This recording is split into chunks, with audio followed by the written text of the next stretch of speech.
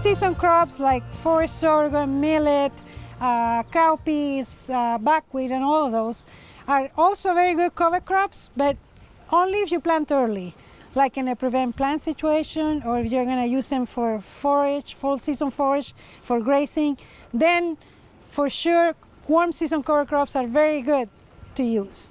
But if you're too close to the week where you're going to get a frost, the warm seasons are not going to do very good. Okay? Plants do, like you see here, there's huge differences in sizes and what they produce. This one is kind of a new legume, Faba bean. You probably, how many of you knew Faba bean before today? One. Okay, Faba bean is the legume.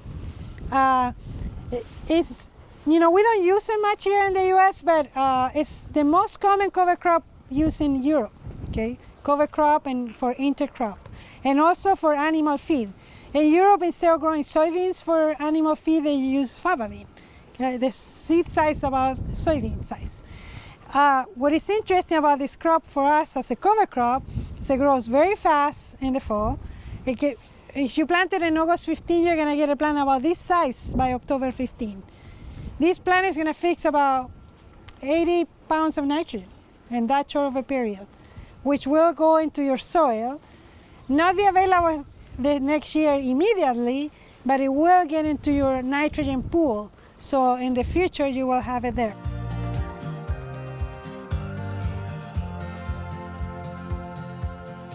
Yeah, but that's a very good, good comment.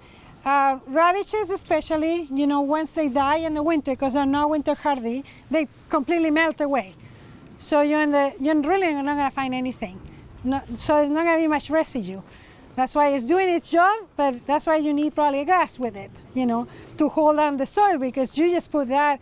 Actually, there's studies in Sweden, they've shown that if you only have radish, you could actually have a huge loss of phosphorus from your soil, which can be negative. That's why you use mixes. Now, legumes hold on to the nutrients a lot harder, like peas and fava beans. They don't mineralize as fast as radishes or turnips do. So this is going to go in the soil. It's not going to lose the nutrients right away. It's going to take longer to become available. But once you start putting all this nitrogen to the system, years down the road, your cycling is going to keep going and you're going to have mineralization. So the nitrogen fixed in the fall on this plant might not be available for your corn next year, but it might be available after that. The important thing here, by putting all these plants here, you're giving food to the microbes. Microbes need carbon and they need nitrogen, okay? You're only putting residue that's full of carbon, like grass or wheat stubble, corn stubble. It's not enough. They need the protein too, just like we do, right? We cannot eat just pasta every day forever, right? We need protein, we need the meat, right? Well, plants and microbes do the same. They need carbon, you know, but they need nitrogen. So you're putting legume system into there, you're gonna, you know, make the microbes to grow more and stronger, and that's gonna make the whole system get healthy and more cycling. Once you put food in the system, then microbes will come back, mycorrhizae will come back, worms will come back, all kinds of organisms. And this is what's interesting, you know, making changes in organic matter in the soil takes years, but changing the life of the soil doesn't take that long. You put cover crops 1 year, you'll see changes in next year on your life. You'll see worms coming back. You'll see how things change. Well, it'll depend on the soil, but it could go 4 or 5 feet. Okay, we're studying still how it won't be as long as probably a radish or a rape, okay, because it's a smaller plant, but it still will cycle some nutrients. The main advantage of this is it will come back in the spring. You'll have growth in the spring and some growth and nutrient cycling in the spring that you don't get with any of the other crops, because these ones will move nutrients in the fall, but then they'll die, and those nutrients will be right on the surface. If you don't get growth of a crop soon, or you don't have rye, you might even lose those nutrients from the radish or those. Camelina will grow back. So whatever nutrients took in the spring, in the fall, you haven't lost them, because they'll grow back. So cycle nutrients in the spring, which none of those are doing, not even the rye. The rye is putting carbon, but it's not cycling nutrients in the spring. So that's the advantage. know yet. I know there's one seed company starting to sell it for the first time.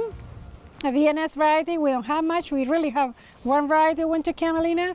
I think they're selling it for $3 a pound, so it's not going to be expensive because the seeding rate is only like, it's very small. It's even smaller than radish and turnip.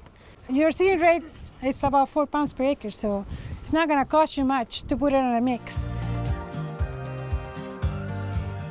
Easy to kill, very easy. With Roundup, 2,4-D, anything, you kill it.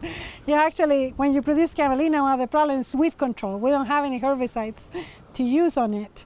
So it's not going to be a problem to kill it, you know.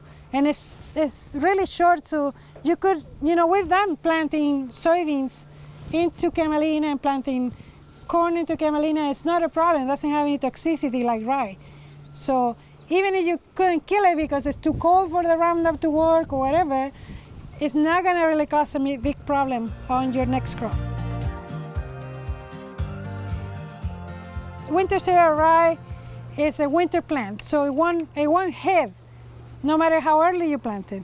We've even planted it in July, and it'll stay like this because it needs cold to flower, you know, to head.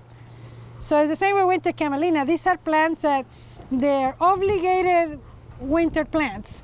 That means they do not head or flower unless they get a big, long period of cold temperatures. So it doesn't matter how early you plant, you're not gonna get a winter rye any bigger than this. So that's why we're interseeding. We can interseed rye even in V6 stage of corn, and it will survive to plant soybeans next year. You're not gonna get that much because that's what's happened. Since it's a winter plant, it's not gonna stay much. It's not gonna get much higher than this. It'll grow kind of flat because it's not heading. So it's not like any of the other one annual. You'll get a head and you could head. Now some people graze it and that'll be fine, but you won't get as much biomass because it's a winter plant. It won't grow until it gets cold. Okay, thank you. Thanks for listening to me.